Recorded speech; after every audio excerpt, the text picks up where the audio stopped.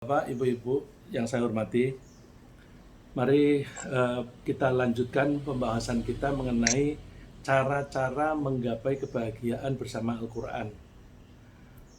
Pada pertemuan-pertemuan yang lalu kita bahas bahwa untuk menggapai kebahagiaan kita mesti berorientasi ke masa depan, future oriented, dengan cara selalu memasang tujuan, baik jangka pendek, menengah maupun akhir.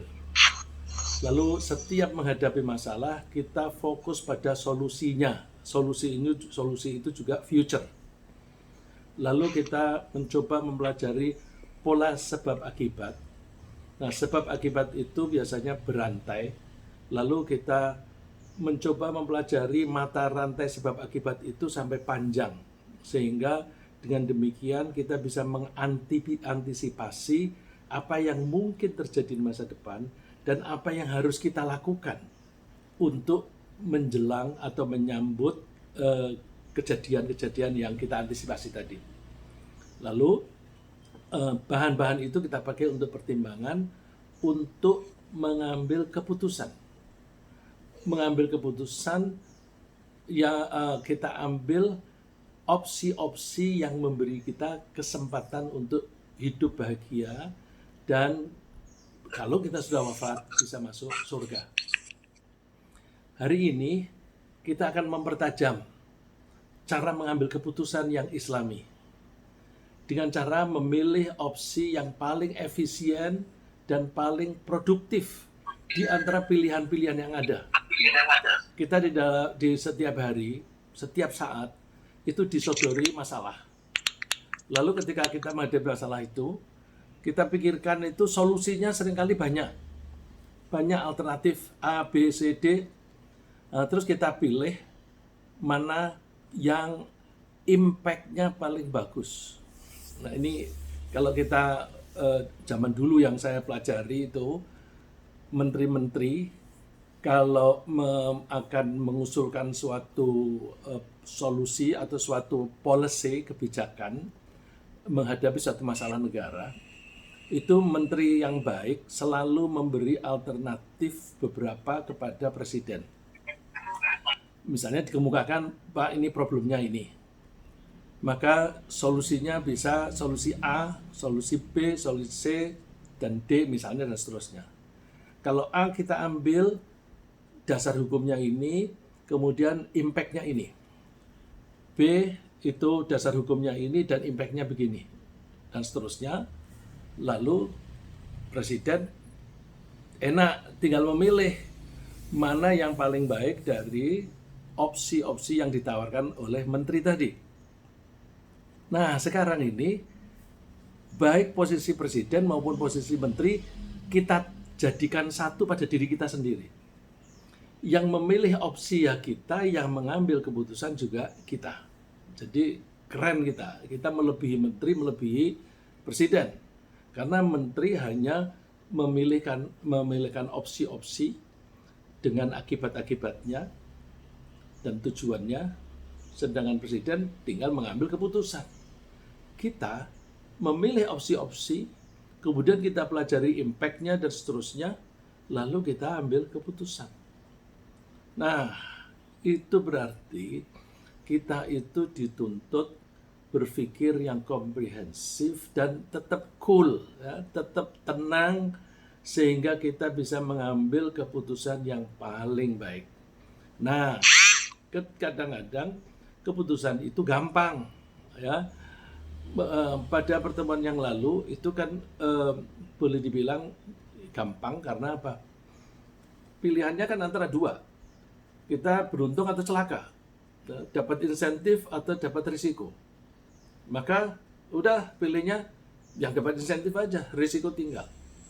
Nah sekarang kita mencoba mempertajam lagi, bagaimana kalau opsi-opsi itu semuanya menawarkan kesempatan. Jadi opportunities yang ditawarkan. Karena apa? Yang menawarkan resiko, yang mengakibatkan resiko sudah kita singkirkan. Itu sudah kita singkirkan semuanya, tinggal beberapa opsi yang memberi kita opportunity hidup bahagia dan masuk surga. Maka kita perlu memilih mana yang paling menguntungkan, mana yang paling berbobot. Oleh karena itu, saya mencoba mengambil topik skala prioritas, atau menentukan skala prioritas, atau menyusun skala prioritas dalam mengambil keputusan. Ya. Kita selalu membuat skala prioritas mana yang lebih baik. Nah, memilih opsi yang paling baik itu biasanya yang paling efisien dan paling produktif. Ini penting. Karena apa? Sumber daya kita itu sangat terbatas. Sedangkan target yang kita ingin capai itu sesuatu yang sangat besar dan sangat berharga. Yaitu kebahagiaan di dunia dan akhirat. Itu kan target yang sangat besar. Sedangkan resources, sumber daya yang kita miliki itu sangat terbatas. Resources yang paling utama bagi kita itu apa? Umur. Umur kita juga terbatas kok. Coba kita yang umurnya sekarang sudah menginjak 60-an. Atau bahkan yang sudah 70-an. Kita ingat-ingat, rasanya kan baru sebentar. Apalagi kalau kita bikin reuni, teman-teman SD atau SMP. Rasanya, dulu tuh baru aja, belum lama ini, kamu kecil, kamu dulu bermain begini dan sebagainya. Sekarang kita sudah sama-sama tua. Jadi waktu itu pendek meskipun dalam hitungan itu 60 tahun. Ya. Kemudian waktu yang tersedia atau kesempatan yang tersedia yang bisa kita manfaatkan itu juga terbatas. Hidup kita, kalau kita hidup dalam satu hari kan 24 jam. Yang bisa kita manfaatkan untuk belajar seperti ini itu jarang, sedikit sekali. Kalau tidak menyempatkan, nggak mungkin tuh kita datang ke pengajian seperti ini. Jadi yang kita meskipun punya 24 jam sehari, sepertiga sendiri sudah kita pakai untuk tidur. Terus berapa lama kita pakai di kamar mandi. Kita makin tambah umur, makin sering ke kamar mandi dan makin lama di kamar mandinya. Ketika makan, kita makannya juga lama. Lalu sisa umur kita tuh sisa waktu kita itu dalam satu hari tinggal sedikit. Itu kalau kita tidak sengaja alokasikan, nggak jalan itu. Sholat 5 kali sehari aja, itu juga kalau nggak kita disiplinkan, kelewat. Ya. Lagi, keterbatasan kita. Pengetahuan dan keterampilan kita itu terbatas. Untuk mencapai kebahagiaan itu butuh pengetahuan yang luas. Dan butuh keterampilan. Kadang-kadang kita tuh sudah punya rencana bagus. Tapi kalau melaksanakannya tidak terampil, ya nggak berhasil juga. Kita sudah menyusun dengan pengetahuan yang bagus, yang luas, kemudian keterampilan yang cakep. Tenaga kita juga terbatas. Kita makin tua, makin terbatas tenaga kita. Ditambah lagi, fasilitas yang kita akan gunakan juga terbatas. Jadi, keterbatasan resources. Yang resources itu kita pakai sebagai modal. Ini bahasa Al-Qur'annya, mata'ul hayatid dunya.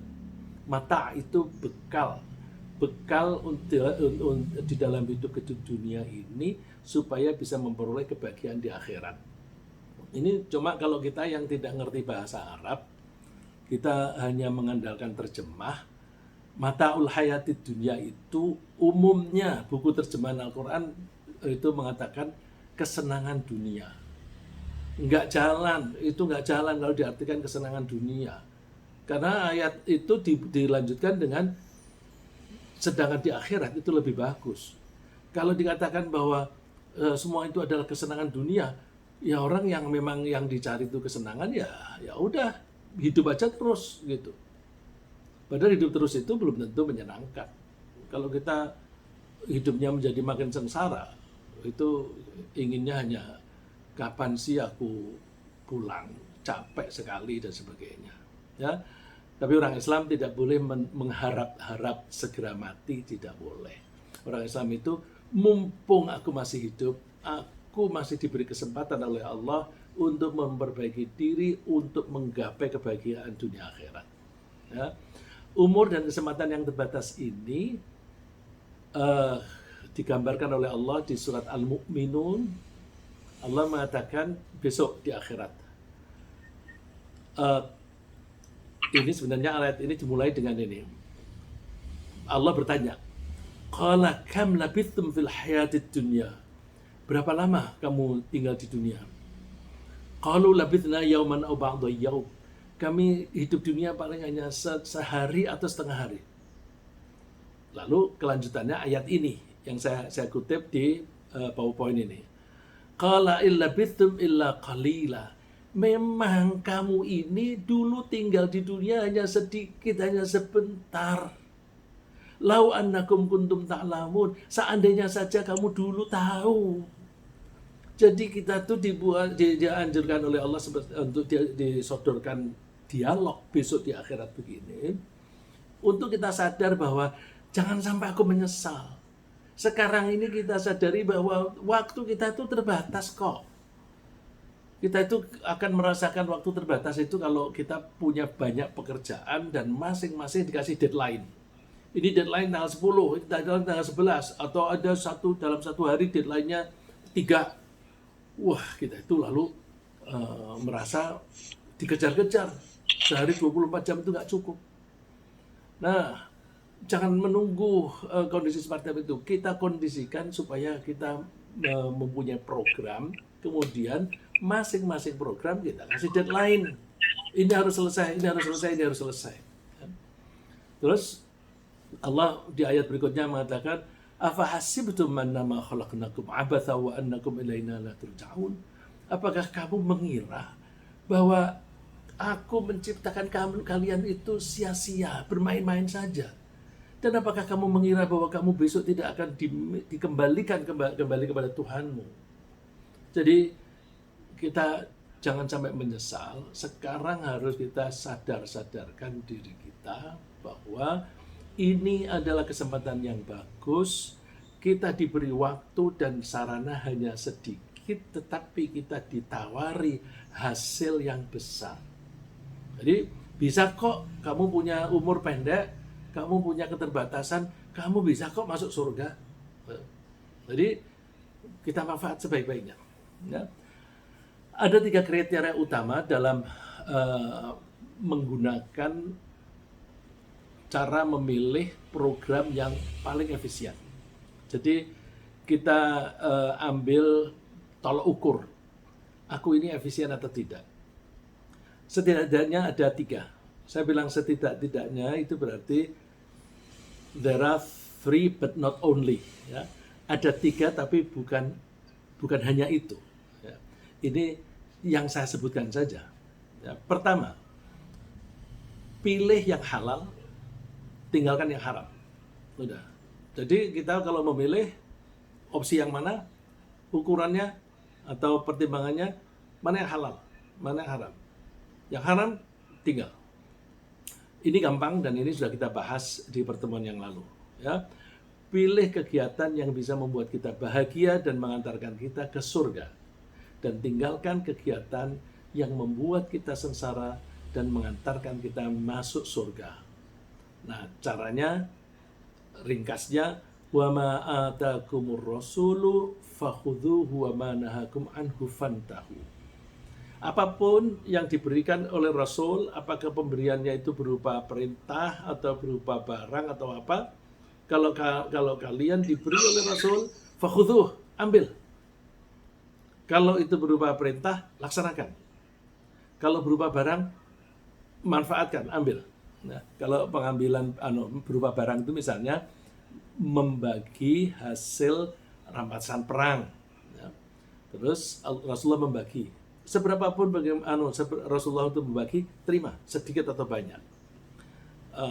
Ini ada pembahasan tersendiri kalau kita suatu saat punya kesempatan.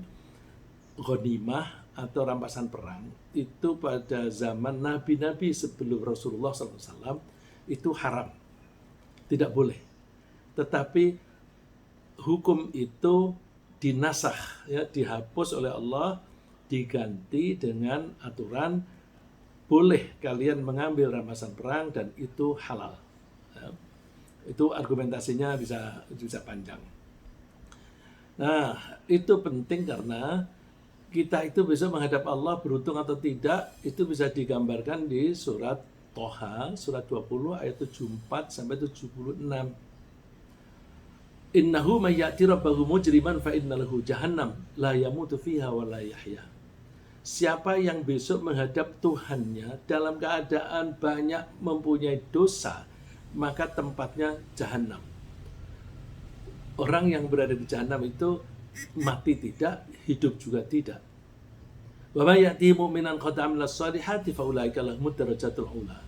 Siapa yang menghadap Allah dalam keadaan beriman dan sudah melakukan pekerjaan yang baik, maka mereka mendapatkan derajat yang tinggi, yaitu jannatu adnin tajri min tahtihal anhar, surga yang di bawahnya mengalir sungai, dan seterusnya.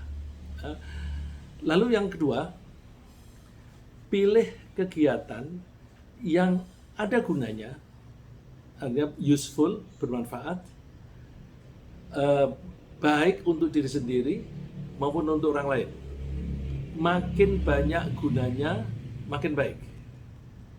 Jadi untuk menggunakan nomor 2 ini, setiap kali kita mau melakukan suatu pekerjaan, ditimbang, dilihat, ada manfaatnya nggak?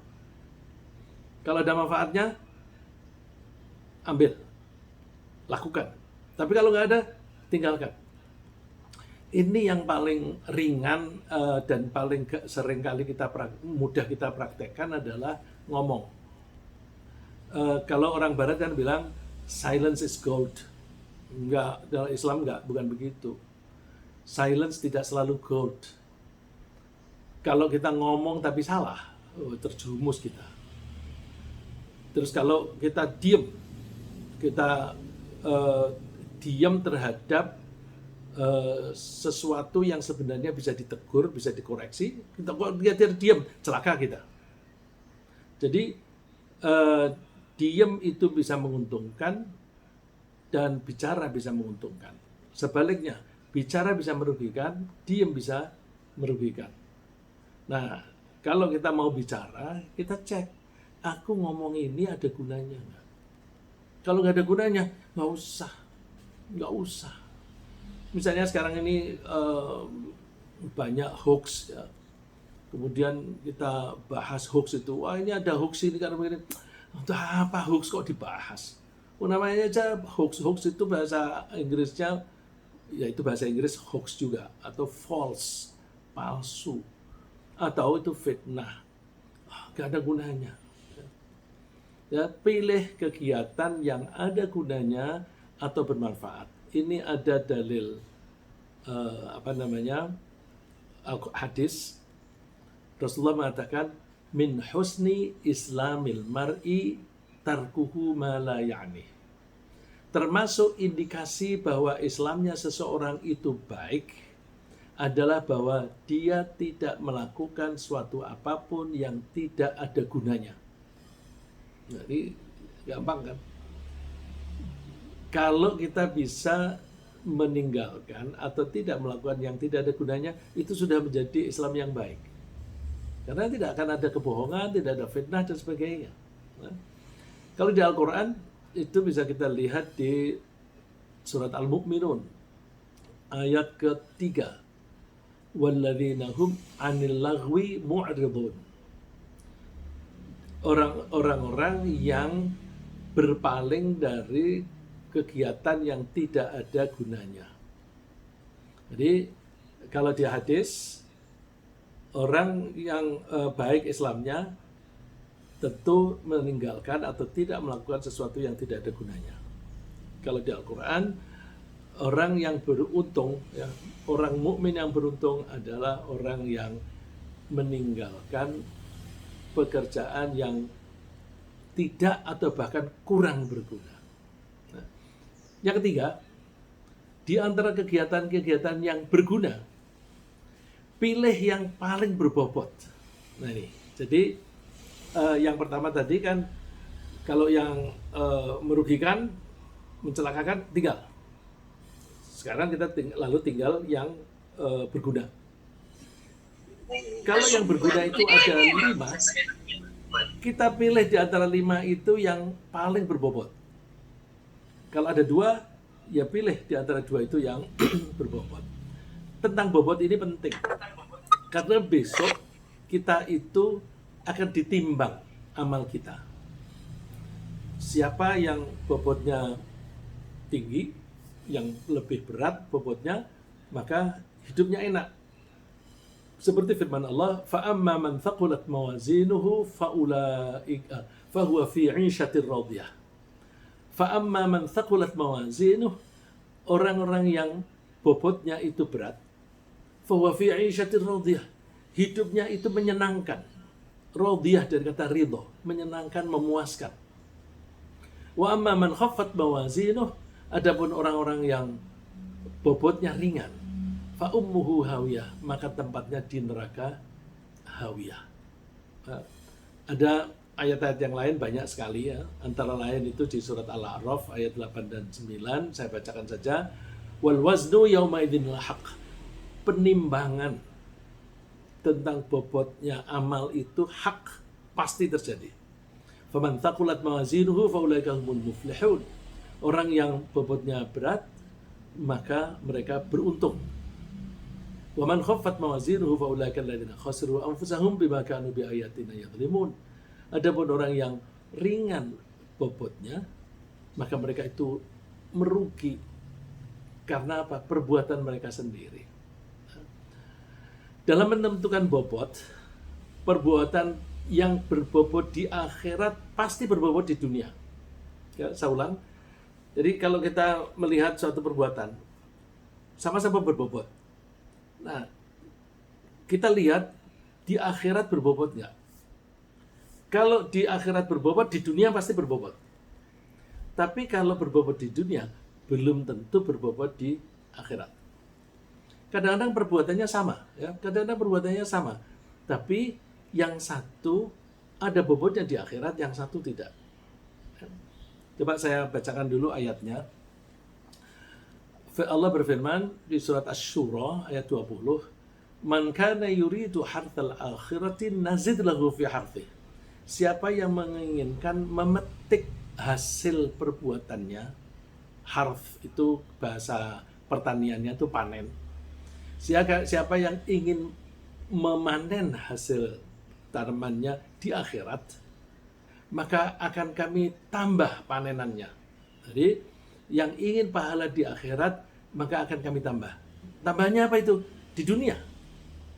Jadi kalau orang itu ingin seseorang itu berbuat sesuatu kebaikan, terus dia menginginkan, aku kepengen hasilnya ini di akhirat saja. Meskipun dia bilang di akhirat saja, tapi di dunia dia dapat. Sebaliknya, orang yang mengharapkan hasilnya itu di dunia, belum tentu nanti bisa memperoleh hasilnya di akhirat. Contohnya gampang, misalnya sekarang ini kan lagi ada pilkada di beberapa daerah. Lalu calon-calon pemimpin daerah itu suka-suka bagi-bagi sembako, bagi-bagi duit. Dia bagi-bagi duit itu tujuannya apa? Supaya orang-orang memilih dia, ya, memberi vote kepada dia.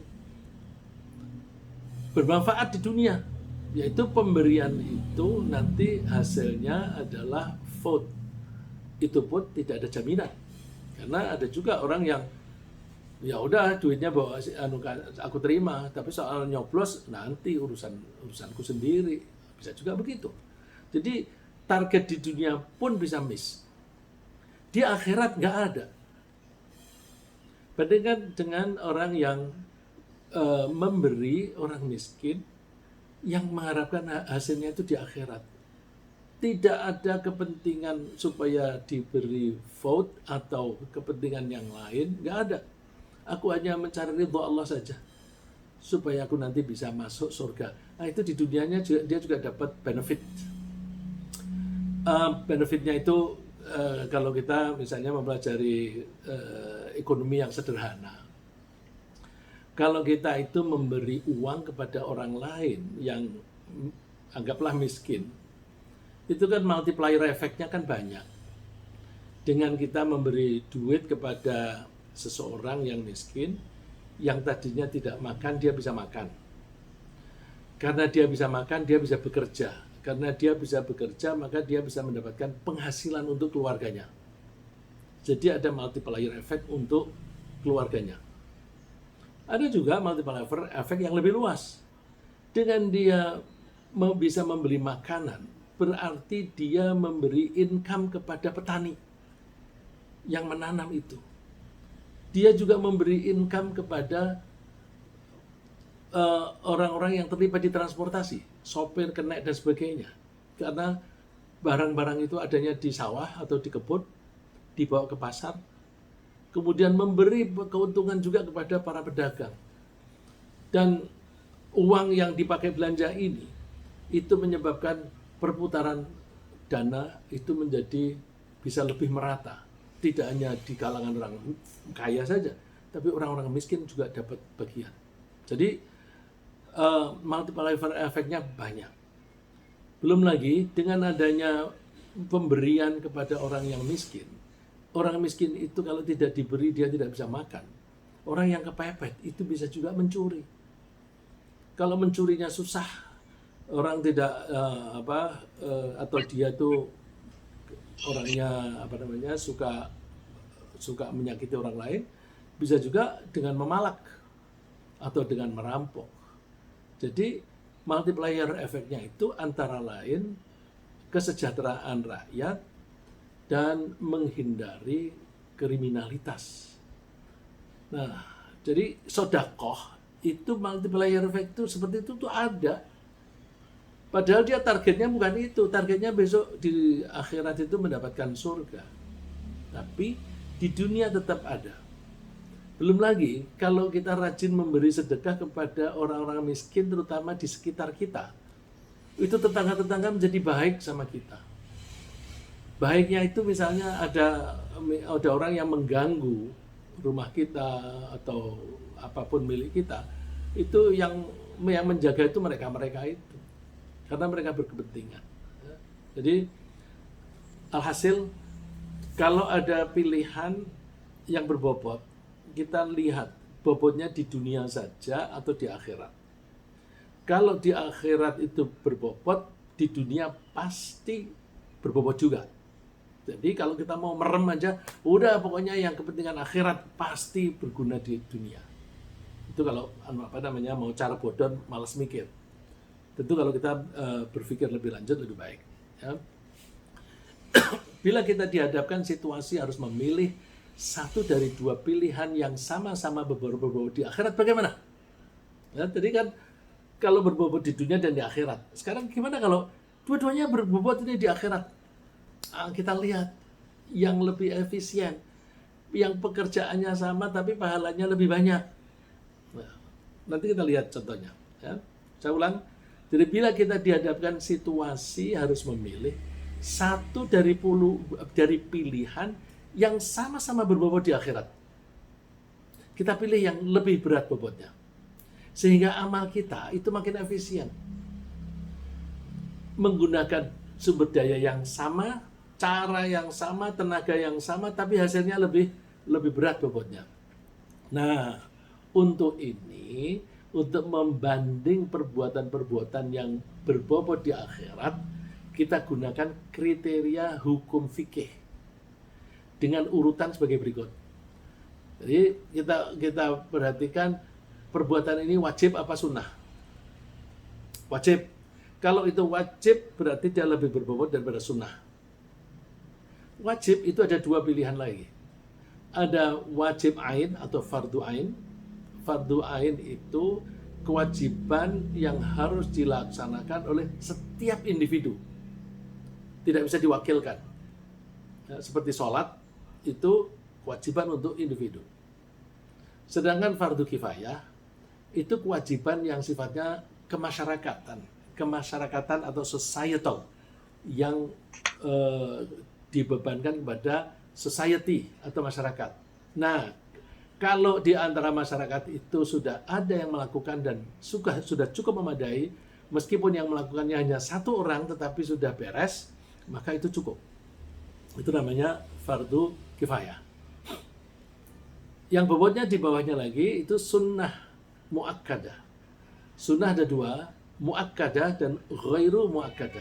Muakkadah itu artinya ditekankan kesunahannya. Sedangkan ghairu muakkadah itu yang tidak mendapatkan penekanan. Nanti kita bahas satu-satu. Ya. Kalau ada tenaga dan waktu, tentu yang wajib dan sunnah kita laksanakan semuanya. Ya kalau kita punya waktuku longgar kok, aku udah pensiun dan tidak banyak pekerjaan yang harus aku lakukan.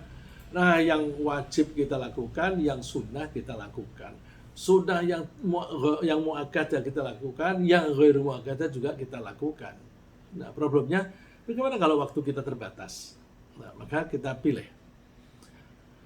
Fardhu ain itu kewajiban yang harus dilaksanakan oleh setiap individu muslim, seperti sholat 5 kali sehari, puasa Ramadan bagi yang mampu, ibadah haji bagi yang mampu, dan sedekah bagi yang memiliki kelebihan. Jadi sebenarnya fardhu ain itu hanya sholat saja, yang siapapun dia kaya atau miskin, sehat atau sakit, dia harus melaksanakannya, itu hanya sholat. Kalau yang lain, puasa Ramadan, itu siapa yang mampu? Orang yang sudah tua sekali, dia tidak sanggup puasa, dia nggak usah puasa nggak apa-apa, bayar fidyah aja.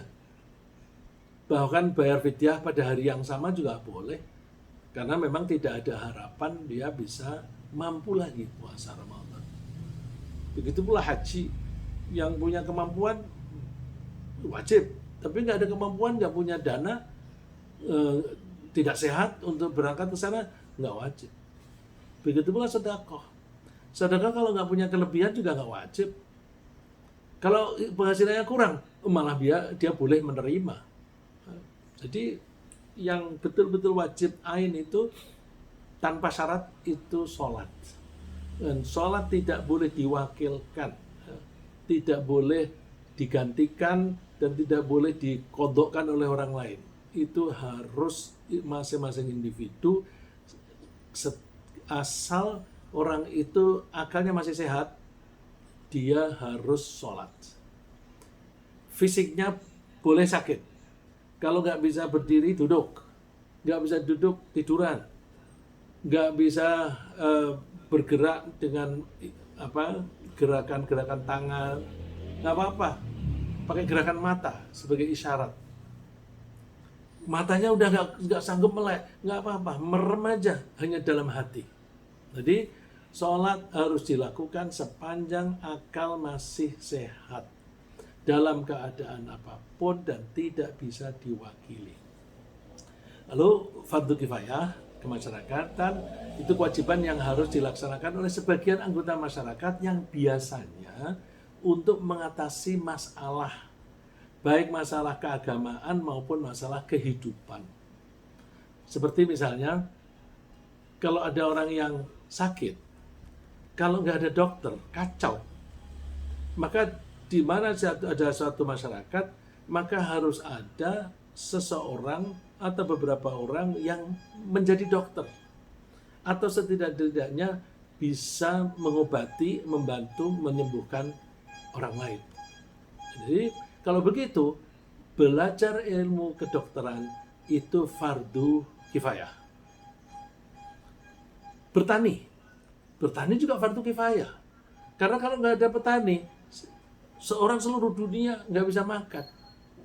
Jadi ketika kita bertani, kita sedang melakukan fardu kifayah. Membersihkan lingkungan, tukang sampah, itu fardu kifayah. Kalau nggak ada tukang sampah, kacau. Itu menjadi penyakit itu tersebar di kampung itu. Ya. Tapi seringkali kita kurang menghargai tukang sampah. Padahal dia pekerjaannya mulia. Tapi jangan salah niat. Kalau jadi tukang sampah maksudnya untuk cari duit titik, menjadi dokter yang penting adalah duitnya, lalu memproduksi makanan atau produksi pakaian yang penting duitnya, yang nggak ada pahalanya. Bukan fardu kifayah bagi dia. Itu hanya pekerjaan yang mubah. Mubah itu dilakukan yang nggak dosa, ditinggalkan juga tidak dosa. Karena hanya instinktif. Yang instinktif itu sapi pun juga melakukan itu. Kalau perbuatannya senilai dengan sapi, ya untuk apa? Kita ini kan manusia yang diberi akal. Maka kita sekolah dan kita bekerja harus menjadi ibadah. Oh, tadi yang saya sebut dokter dan petani. Bagaimana kalau aku sekolah ekonomi? Sekolah ekonomi itu juga penting. Karena kalau ekonomi negara ini tidak dikelola dengan baik, hancur. Coba kita tuh sering mengalami ekonomi kita itu, saya tidak menyebut nama ya, kadang-kadang ekonomi itu menjadi terpuruk. Kenapa? Loh lah, yang diangkat jadi menteri keuangan atau menko-nya itu nggak ngerti makroekonomi. Memang ada sih dulu itu seorang menteri yang ilmunya teknis, ekonomi, statistik, accounting. Tapi karena dia mempunyai kompetensi, ya pengelolaan ekonominya lumayan. Tapi kadang-kadang dikelola oleh orang-orang yang nggak punya kompetensi. Malah kadang-kadang menteri teknisnya itu mampu di bidang teknis, tapi di-override oleh orang yang di atasnya yang merusak prinsip-prinsip ekonomi. Ya, hancur juga. Jadi menjadi ahli ekonomi itu penting supaya negara ini ekonominya baik, orang-orang tidak menjadi miskin. Nah, ini kepentingan orang banyak. Jadi ketika sekolah ekonomi, jangan lupa niatnya yang benar, ya, untuk mencari ridha Allah. Terus sunnah muakkadah. Sunnah muakkadah adalah amalan yang dianjurkan oleh Nabi SAW dan beliau sendiri menekuninya. Meskipun kadang-kadang beliau tidak melakukannya, ya. Rasulullah menganjurkan dan Rasulullah menekuninya, tapi kadang-kadang beliau tidak melakukannya. Bahwa beliau tidak melakukannya, oh berarti bukan wajib.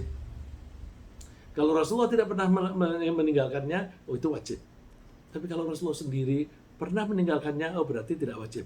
Tapi karena beliau menekuninya, maka itu menjadi sunnah muakkadah.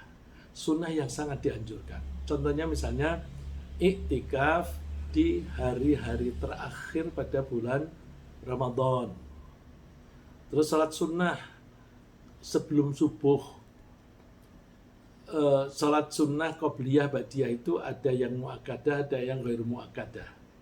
Tapi kalau yang sebelum subuh itu Rasulullah sangat menekuninya, maka itu ulama sepakat itu sunnah muakkadah. Buktinya bahwa salat subuh itu ditekuni oleh Rasulullah adalah bahwa suatu saat Rasulullah itu tidak sempat salat qobliyah. Karena berlama-lama salat malam, kemudian entah karena apa, lalu ternyata langsung dikomati oleh Bilal sholat gitu. Atau oleh Abdullah bin Umi Maktum. Karena langsung dikomati, Rasulullah tidak sempat sholat qobliyah. Nah, kalau Rasulullah tidak sempat sholat qobliyah subuh, beliau lalu sholat qobliyahnya itu setelah subuh, diqodho. Jadi sholat sunnah bisa diqodho oleh orang yang selalu menekuni sholat itu. Orang yang selalu menekuni sholat qobliyah subuh, kalau kelewat, maka boleh sholat sunnah qobliyah setelah sholat subuh. Loh, katanya setelah subuh nggak boleh sholat sunnah. Wah, itu yang tidak boleh itu sholat selain sholat ba'diyah itu nggak ada. Sholat yang lain nggak ada. Tapi ini sholat qodho kok. Nah, itu jadi boleh. Contoh sholat muakkadah itu tadi sholat fajar. Hadisnya Ibu Aisyah bercerita, lam yakunin Nabi sallallahu alaihi wasallam ala syai'in minan nawafil asyadda minhu ta'ahudan ala raka'atil fajr. Rasulullah sallallahu alaihi wasallam tidak pernah melakukan sholat sunnah lebih diperhatikan daripada 2 rakaat fajar. Ya. Jadi itu menunjukkan bahwa itu sunnah muakkadah. Yang ghairu muakkadah itu apa? Misalnya sholat sunnah sebelum maghrib. Ya. Amalan yang dianjurkan oleh Nabi dan beliau sendiri tidak menekuninya. Kadang melakukannya dan kadang-kadang tidak. Atau Rasulullah menganjurkan tetapi ada kata-kata tambahan bagi yang mau. Jadi kalau Rasulullah menganjurkan tapi bilang bagi yang mau, itu berarti sunnah ghairu muakkadah. Contohnya ini hadis dari Abdullah bin Mughaffal. Rasulullah mengatakan sallu qabla al-maghrib. Sallu qabla al-maghrib. Sallu qabla al-maghrib. 3 kali diulang. Salatlah sebelum maghrib. Salatnya sebelum maghrib. Salatlah sebelum maghrib. Terus Rasulullah nambahi liman syaa, bagi orang yang menghendaki. Ini aneh di Indonesia ini, ada orang-orang yang merasa kelompok tertentu, lalu kalau datang ke masjid sebelum maghrib, meskipun ada waktu, ya habis adzan nggak mau sholat. Katanya nggak ada sholat qobliyah. Ini hadisnya ada. Hadis ini sahih Bukhari. Ya. Bahkan Kiai Ali Mustafa Yaakob itu kan dulu sekolahnya kira-kira 9 tahun atau 8 tahun itu di Saudi Arabia. Saudi Arabia itu kan alirannya itu, madhabnya itu Hambali.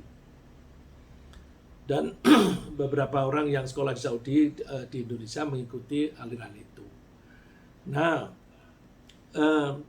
selama Kiai Ali Mustafa di Saudi Arabia, dimanapun di Saudi Arabia, tidak ada sholat qobliyah maghrib. Caranya gimana? Begitu adzan selesai langsung qomat. Jadi tidak ada kesempatan untuk orang-orang sholat qobliyah. Suatu saat ada ulama besar dari Saudi Arabia datang ke Indonesia, terus disambut oleh Kiai Ali Mustafa. Kiai Ali Mustafa bilang, itu gimana sih di Masjidil Haram dan Masjid Madinah itu kok tidak diberi kesempatan untuk sholat qobliyah maghrib? Padahal hadisnya sahih. Terus ulama itu bilang, oh sudah dikoreksi. Nah, kalau Saudi sudah mengoreksi semacam itu, kita di sini, teman-teman di sini ini, kalau ada waktu, sholatlah sebelum maghrib. Kalau dibilang nggak ada kalau sholat qobliyah maghrib, baca dulu hadisnya. Hadisnya sahih Bukhari. Ya.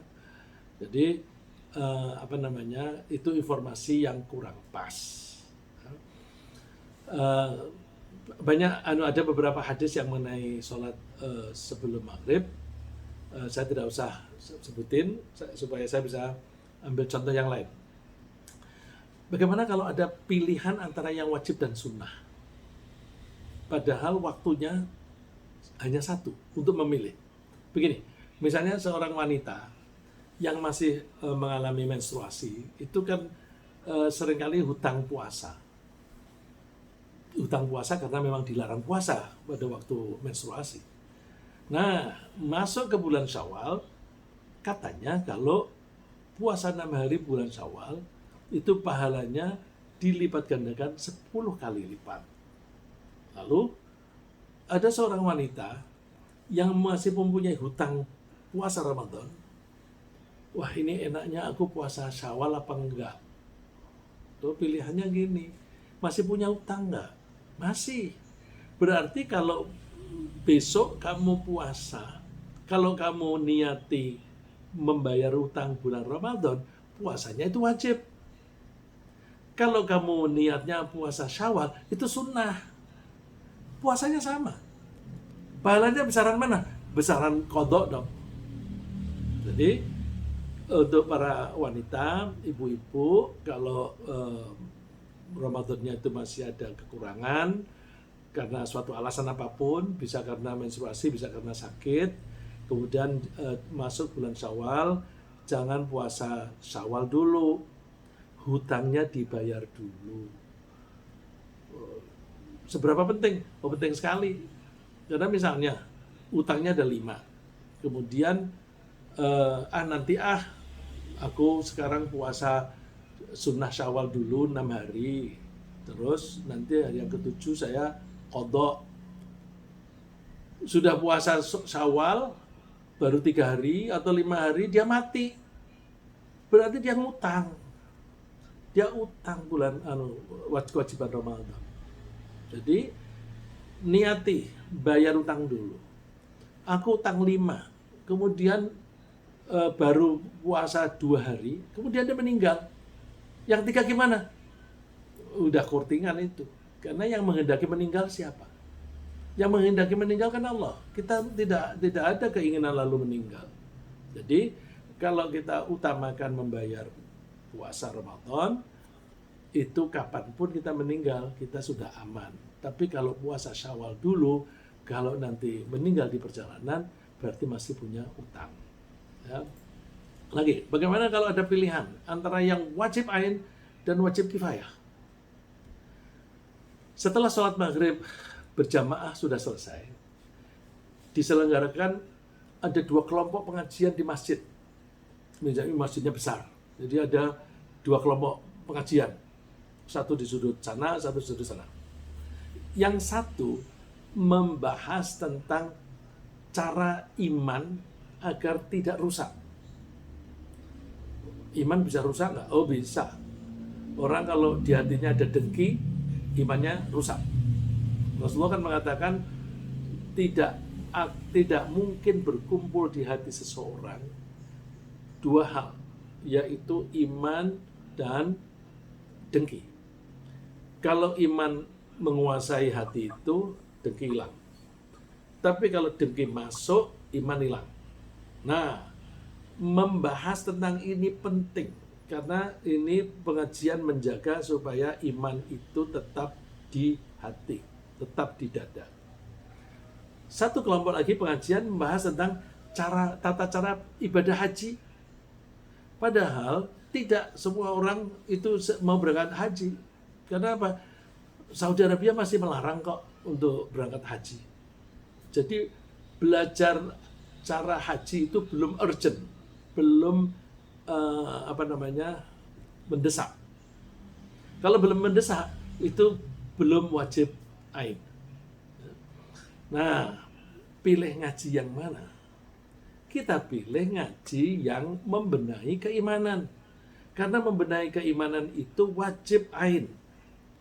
Dan ngaji yang pembahasannya itu membenahi atau menjaga keimanan, itu nilainya lebih besar dibanding sholat sunnah 100 rakaat, bahkan 1000 rakaat.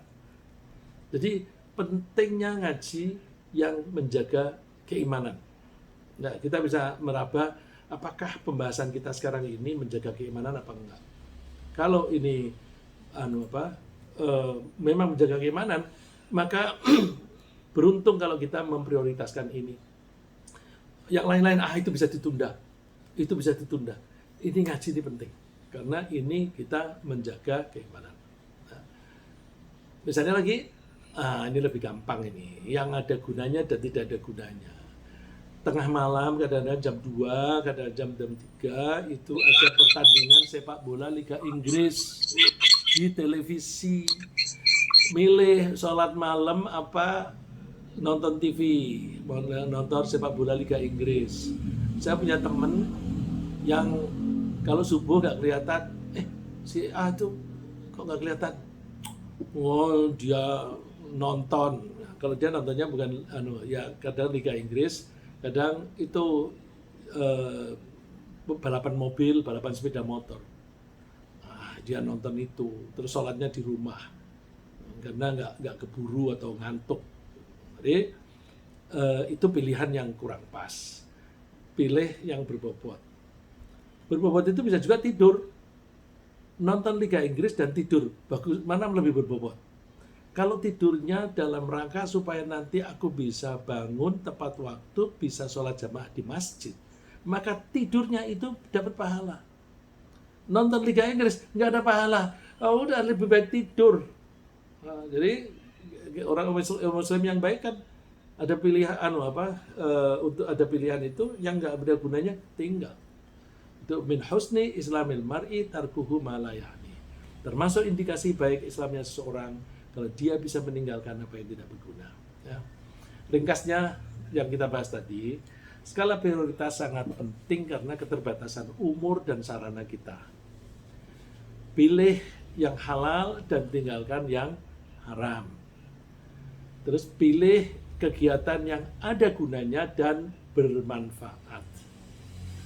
Lalu pilih kegiatan yang paling berbobot di akhirat.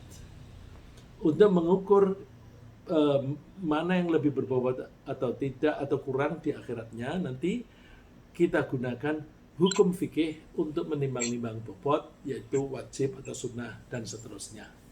Saya kira demikian, semoga Allah memberi kita tambahan umur yang betul-betul bermanfaat untuk kehidupan kita di dunia dan kehidupan kita di akhirat. Amin.